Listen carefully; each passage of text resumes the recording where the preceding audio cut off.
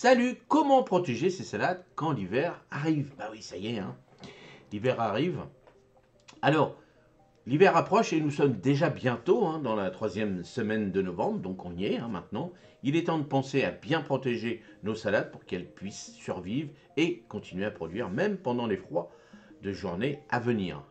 Que tes salades se trouvent sous tunnel ou à l'extérieur, voici quelques conseils pour bien les protéger afin de garantir une belle récolte tout le long de l'année. Alors bien sûr, ça sera en fonction des régions, comme d'habitude. Et c'est vrai que les petites salades, bon, s'il gèle un tout petit peu, s'il y a un peu de neige dessus, quelques heures ça va encore, mais ça risque de les brûler. Donc il va falloir faire des petites protections, surtout celles qui sont à l'extérieur. Donc je vais vous donner plein de petits conseils.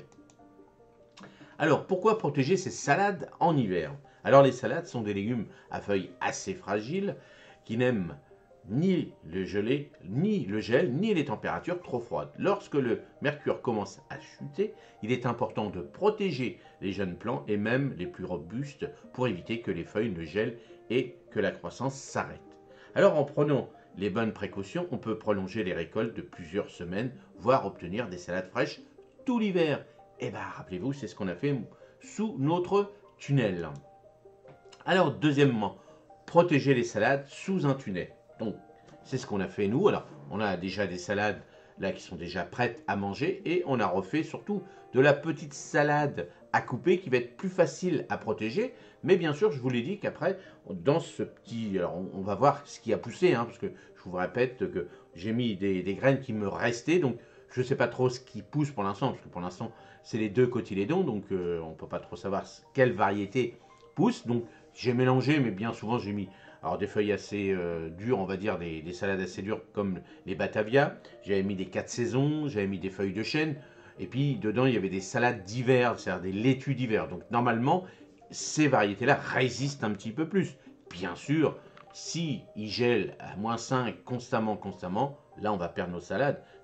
Vous allez voir, les salades ils fondent un petit peu comme ça, donc je vais vous donner plein de conseils pour éviter que ça arrive et surtout prolonger un petit peu. Et puis il n'y a pas de raison. Donc on contrôle la température, ça je vous le montre à chaque fois avec mon petit thermomètre.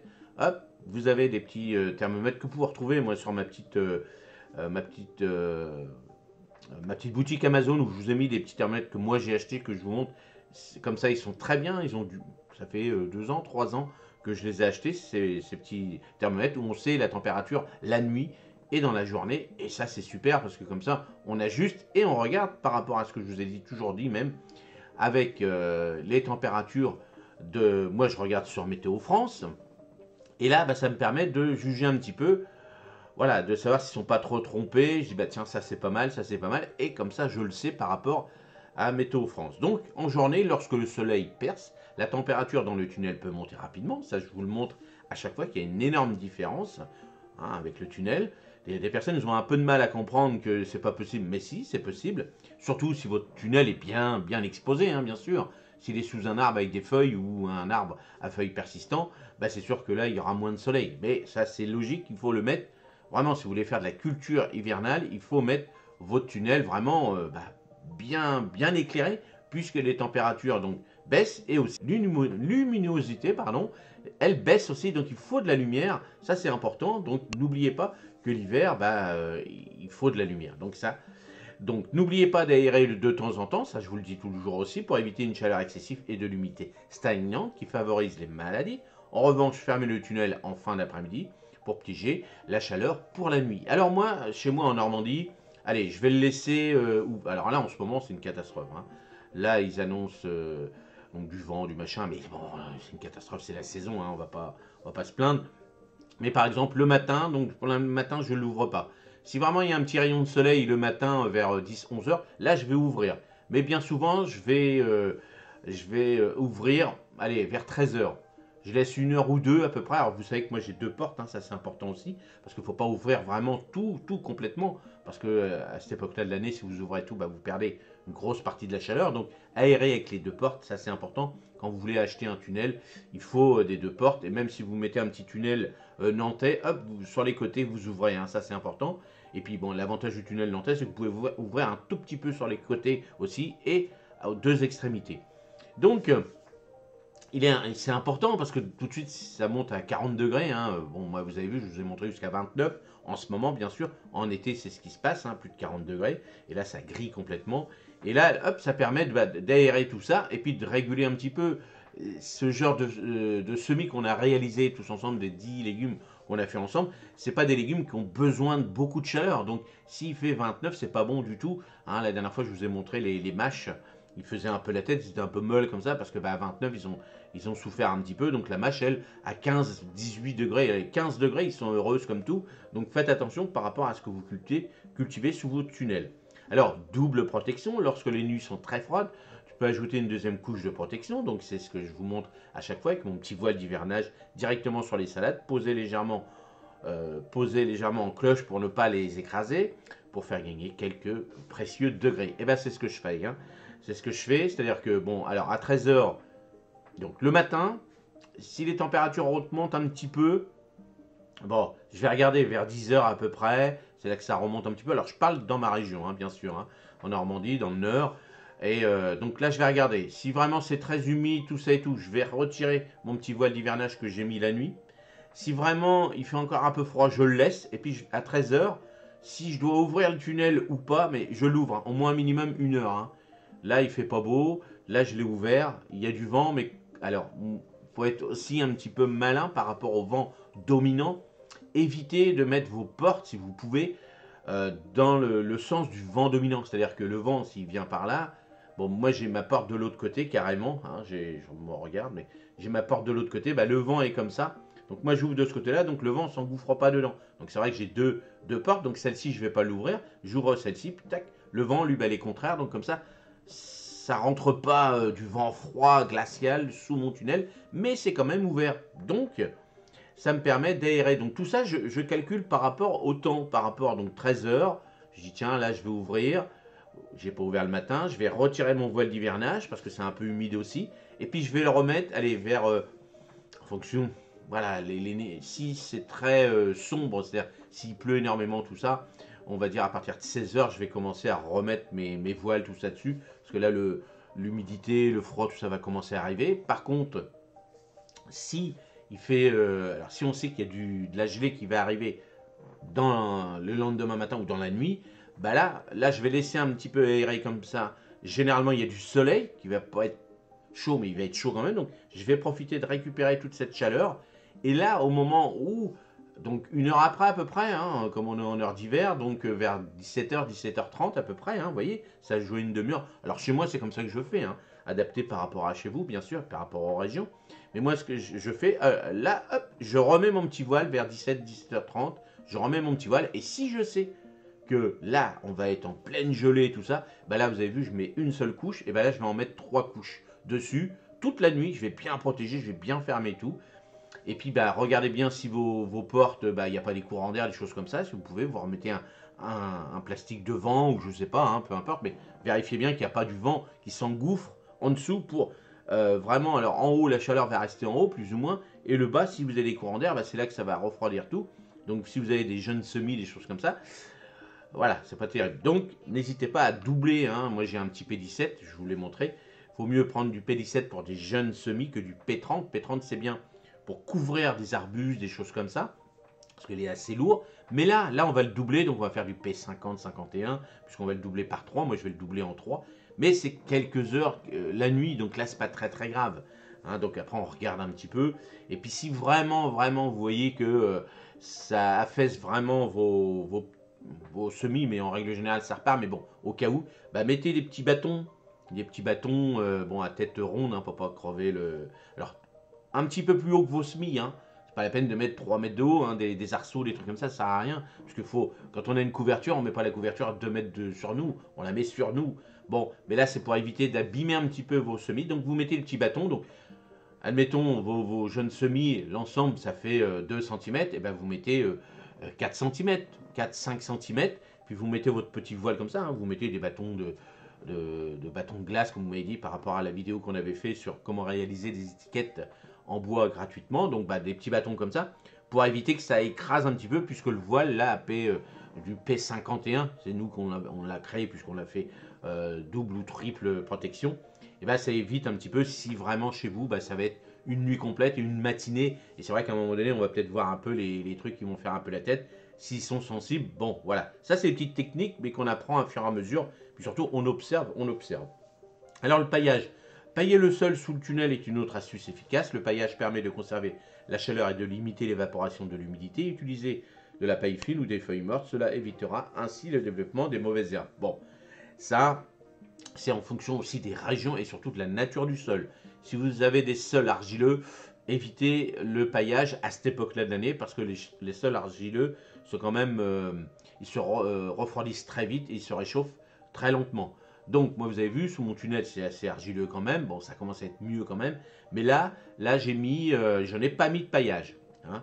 Mais j'en mets, vous avez vu que j'en mets tout l'été pour éviter l'évaporation, pour garder l'humidité, tout ça. Mais par exemple, si sous votre tunnel, vous avez planté directement des arbustes, un petit peu des arbustes, par exemple un citronnier, vous pouvez le planter directement en pleine terre sous vos tunnels, et ben là vous mettez au pied, vous protégez ça avec de la paille, du foin, du compost, des choses comme ça c'est le top.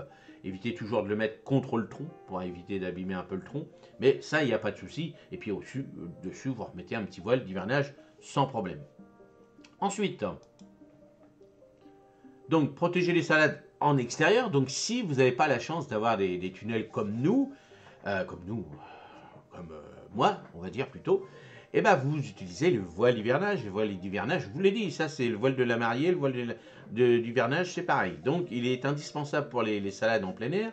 Il est léger, laisse passer la lumière et protège des gelées. Installe-le de façon à ce qu'il ne soit pas trop serré sur les plantes, comme je vous ai dit tout à l'heure, car les salades ont besoin d'air pour respirer et continuer leur développement. Bon, quand c'est un petit voile de P17 à l'extérieur et que vos salades sont assez costauds, là il n'y a pas de souci. Vous le mettez dessus comme ça. Même là, vous pouvez mettre la nuit, vous pouvez mettre deux, trois fois l'épaisseur. Les salades sont déjà bien développées, donc là il n'y a pas de souci. Par contre, hein, la même chose si vous avez des jeunes semis à l'extérieur. Bon, à l'extérieur, ça a été un peu plus compliqué pour les garder, mais bon, voilà, on ne sait jamais. Sinon, après, cloche ou mini-tunnel. Donc, on reparle du mini-tunnel. Les mini-tunnels, c'est les tunnels nantais. Hein, donc, vous développez ça. Donc, vous mettez vos tunnels. Avant de fermer votre tunnel, vous remettez un voile d'hivernage dessus, sur vos salades ou vos jeunes semis, et vous faites le petit système de petits bâtons pour éviter que ça écrase tout. Mais là, ça fait exactement la même chose que les grands tunnels. Hein. C'est le plastique, lui, casse le vent froid. La couverture protège. Et là, vous vous en sortez bien.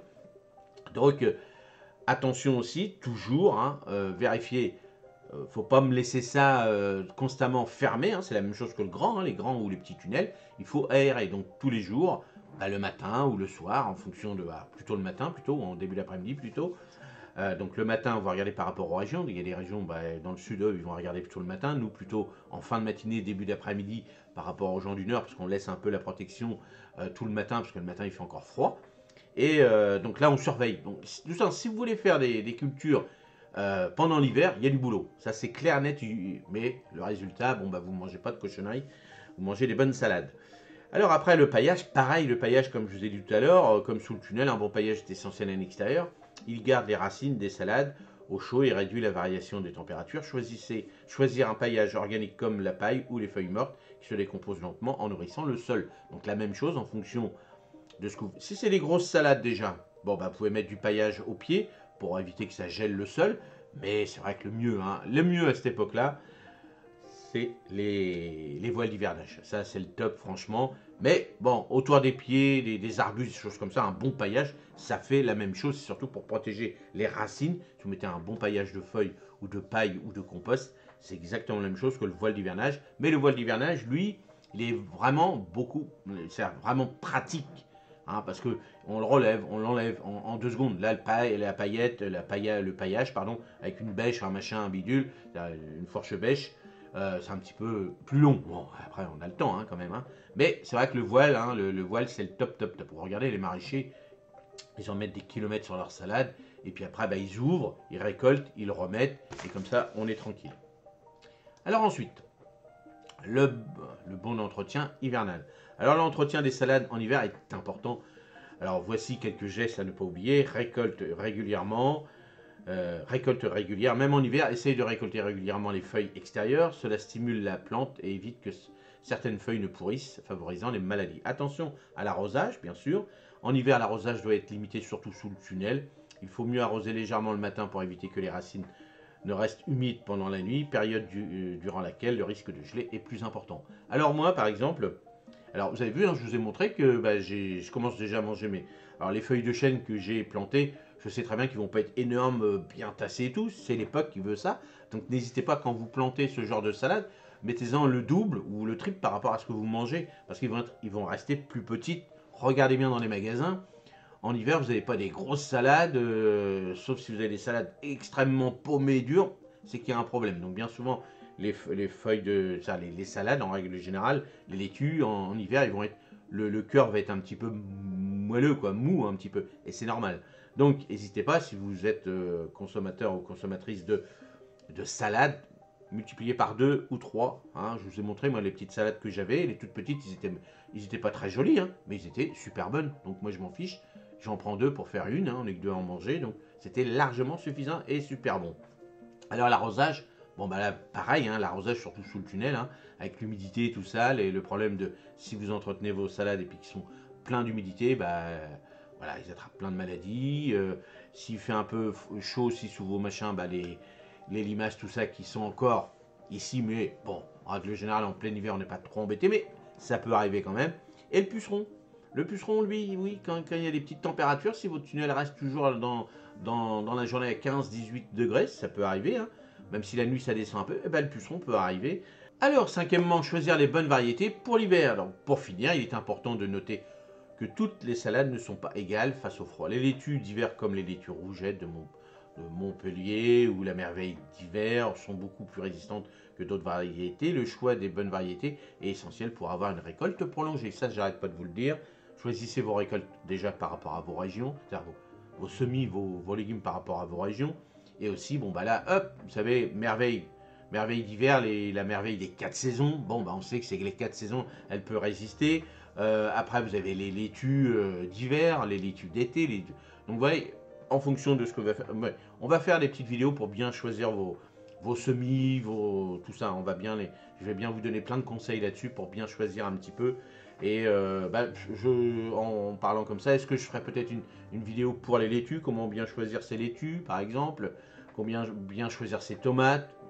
Dites-le moi dans les commentaires si ça vous intéresse. Donc précisez bien ce que je viens de vous dire là pour une vidéo pour bien choisir ses salades, tout ça.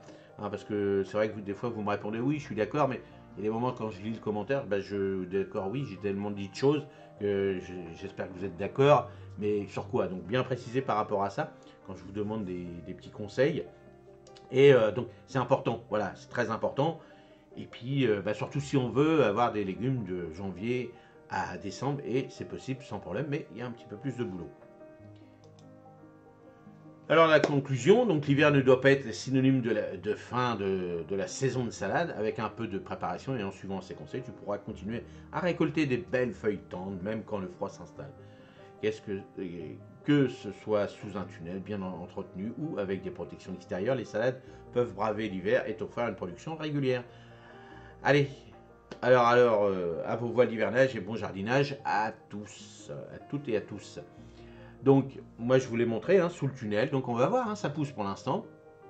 On verra bien, là le froid arrive, donc on verra bien si ça va résister ou pas, mais on a encore d'autres périodes de froid qui vont arriver, donc on va faire attention. Allez, dites-moi dans les commentaires ce que vous en pensez de ces petits formats, parce que là, je peux vous dire que dehors, moi en ce moment, c'est la catastrophe, c'est le vent, le froid, le vent froid, la flotte et tout. Bon, donc pour faire des vidéos extérieures, c'est pas facile en ce moment, donc bon, voilà ce petit format, dites-le moi si ça vous plaît. Et moi je vous dis à la prochaine, salut, merci, allez, bonne journée.